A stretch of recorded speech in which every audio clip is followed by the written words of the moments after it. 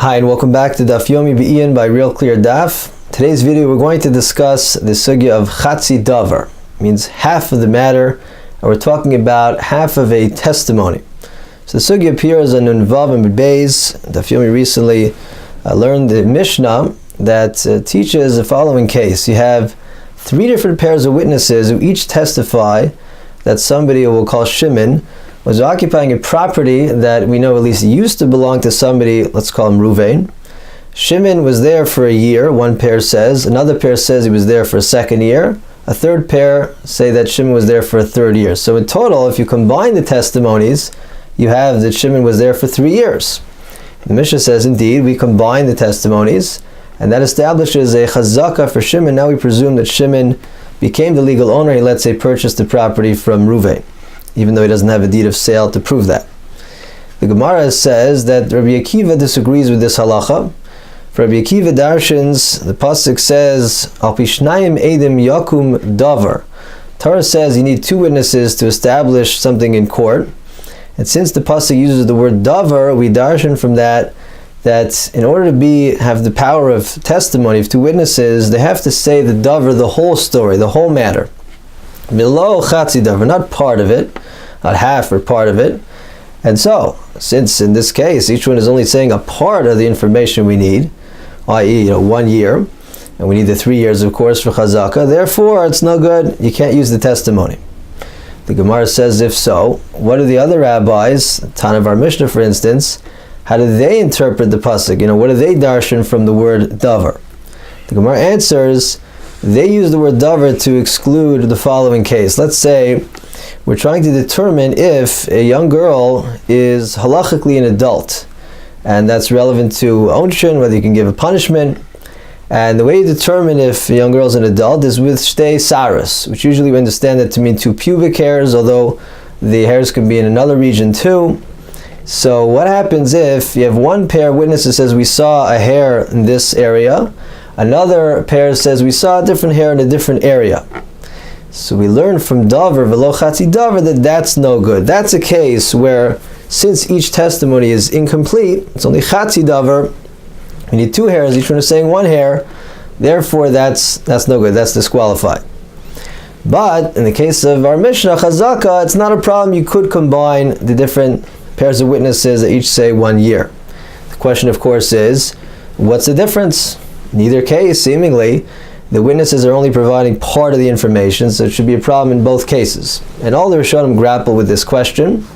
There are 3 main approaches. We have the Rashbam, we have Rashi and Baba Kama, Ayin and Beis as the Rishonim understand them, and we have Tosfos on our daf. We'll touch on all of them. We're going to focus mainly on the Rashbam's approach.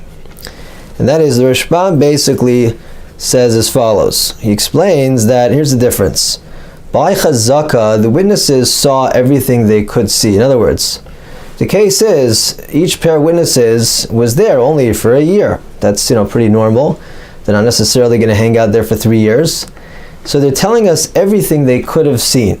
And therefore that's not chatzi davar. That's fine. That's considered the whole story. So it's good testimony.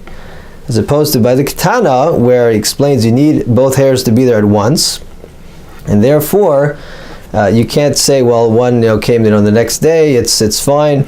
They have to both be there at once, and therefore you have a situation where the witnesses are each telling us only part of the pertinent information, like telling us about one of the hairs. So in that situation, it's chatzi davar, therefore it's invalid testimony. The Rashba, if you're following on the sheet, source number 3, he says, Lo yaraditi l'sov tirtzeh. I don't understand this answer. It doesn't make sense to me. For he says, in the final analysis, fine, they couldn't have seen more. But when these witnesses, by the chazaka case, they come in and they say, we saw Shimon there for a year. The fact is, that is incomplete testimony. And the Torah taught, davar v'lo chatzi davar. It's still a chatzi davar. So the Rashba says, I don't understand. Why should it make any difference? To contrast the Rashbam's approach, the one that say that the Rashba prefers, Rashi and Baba Kama, that approach says like this. That approach argues that really, when witnesses come in and testify that Shimon, let's say, was in property that used to belong to Ruvain for a year, really, that's a complete testimony. Why? Because when somebody is in someone's property for a year and the previously known owner doesn't say anything about it, really that establishes the occupant as the presumed owner. It's just that there's a counterclaim from Ruvain. Ruvain could say, that's very nice, I didn't say anything for a year, but where's the deed of sale? Surely you didn't lose the deed of sale. You wouldn't lose that in a year. And therefore, in practice, Ruvain would win. That's why we need 3 years. After 3 years, Shimon could say, well, expect me to hold on to the shtar forever? So therefore, since really, when the witnesses come in and testify that Shimon was there for 1 year, that already really establishes him as an owner, presumably. Therefore, even the testimony about 1 year is considered a complete testimony. It's not a problem. It's not disqualified based on davar v'lo chatzi davar. So the Rashba says, okay, that's a great approach. Or another contrast, for example, the approach of Tosfos is that Tosfos argues that really testimony about 1 year does do something. It does make a difference in halacha, because let's say only one pair of witnesses ever comes in and testifies that Shimon was occupying this property for a year, and we don't have any other testimony. That will actually result in a ruling that Shimon will now have to pay Ruvain for any produce that he had consumed during that year. Because now, where's your deed of sale? So now he was eating on someone else's property. So the point is that since there will be a halachic ruling that will come out of this, each individual testimony, so that's not what the Torah is referring to when it says chatzi davar. And therefore, ultimately, when we have 3 of these testimonies, we could combine them. So those approaches, fine, we could understand. They're each giving reasons why each individual testimony about each year is considered a complete testimony and therefore doesn't fall under the scope of davar v'lo chatzi davar. But indeed, it seems hard to understand the Rashbam. Why? He seems to be saying that you're right, it's not all the information, and yet it's fine because that's all they could see. Why should it make a difference that that's all they could see? So Rabbi Chanan, source number 4, suggests the following. Rabbi Chanan says that there's a new way to understand this halacha of chatzi davar.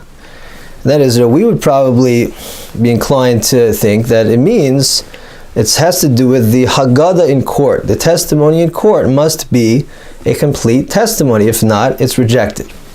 If you understand it that way, then indeed the Rashba is asking a very strong question.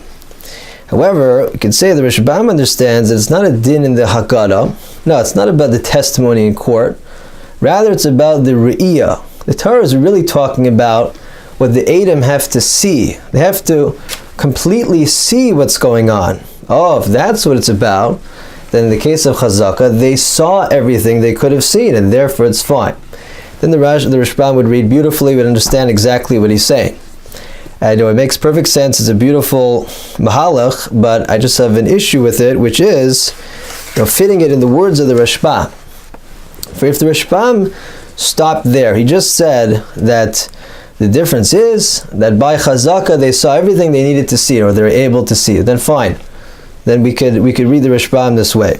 But it's hard for me to put this in the Rashbam in terms of the words he says later there. If you're in source 5 in the sheet, I underlined them. He says there, he makes a big point out of that in the case of the girl testifying that she's an adult, he says, since each pair is only testifying about one of the hairs, therefore they're each testifying that she is a minor.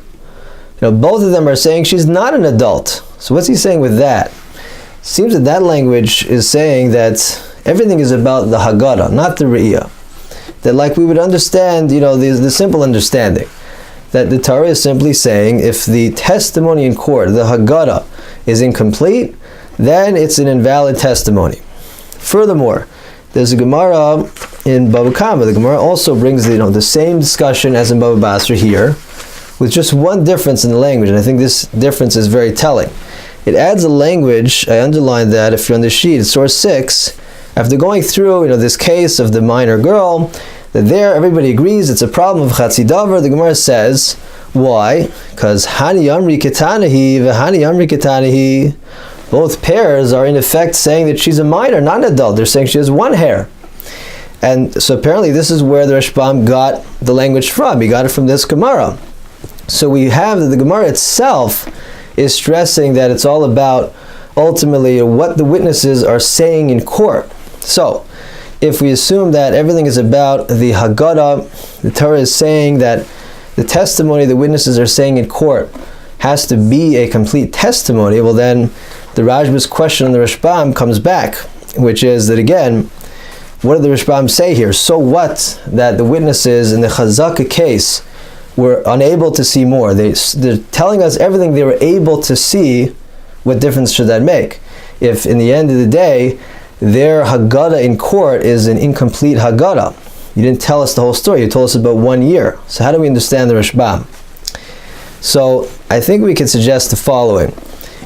If you look at the end of the Rashbam there, the Rashbam makes a whole point out of it. He says, he spends a long time talking about that this whole halacha of Chatzi Davar is Gzeras HaKasav. It's a scriptural decree. That is, logically we wouldn't say this. On our own we would say, what's the problem? 2 witnesses in court establishes something as a fact. So, if 2 witnesses establish one thing as a fact, another 2 witnesses testify about a different fact, okay, now we have 2 facts, put them together. And now we can make a court ruling. Whatever ruling is relevant, we can now come to that decision. Yet the Torah says no. There's a certain halacha that says that if the testimony is incomplete, then it's rejected, it's disqualified testimony. Rashbam says that since it's a scriptural decree, it's not something necessarily based in logic, the rule is we limit it as much as possible. We assume it applies in the most obvious case where it could apply, and not in any other case. And therefore, I think we could say really a very simple approach. And that is that, what does the Torah mean when it says incomplete testimony is a problem? Well, let's talk about the case of the Ketana. This girl, we're trying to determine if she became an adult or not. She's an adult. And each pair comes in and tells us about 1 hair. So we say, that's interesting. That's only part of the information. What about the other hair? Now, is it possible that they just happen to only see that 1 hair? Of course. But the Torah says, in terms of the standard we have for the testimony of 2 witnesses, they have to tell us the complete story. If it's incomplete, then automatically we suspect the testimony. It raises a suspicion. Again, it's possible they're telling the truth, of course, but it looks suspicious. Anytime there's a suspicion in the testimony as a result of, it's incomplete, Torah says disqualified. Let's talk about a different case. Let's talk about chazaka. Is there any suspicion whatsoever as a result of the incompleteness of the testimony, that they're only telling us about 1 year? The answer is of course not. They're only saying 1 year because that's all they're able to see. So therefore, since there is zero cheshad, there's nothing suspect about the testimony in the case of chazaka, we don't apply the Gzeras HaKasav to that situation. Because again, the rule is, you're dealing with the Gzeras HaKasav, you limit it as much as possible. And therefore there's a clear logical distinction here, I believe, that it's one thing, by Ketana makes sense. Okay, the Torah says that there's a suspicion here, it's not on the level that we require of impeccable, clear testimony of 2 witnesses. So fine. Whereas in the case of chazaka, there's no red flag whatsoever. Yeah, they're telling us everything, that they were there for 1 year, and they're telling us the complete story from their perspective, and therefore in that case there is no psul of Chatzi Davar. So we've shared with you the main approaches to the understanding of Chatzi Davar, the Rajba's question on the Rashbam, Rabbi Chanan's answer, our difficulty with his answer, and our own possibility. Hope you've enjoyed, and of course you can get the daily audio shir on Daf Yomi at realcleardaf.com or the app at your app store, and hope you've enjoyed, and we'll see you in the next video.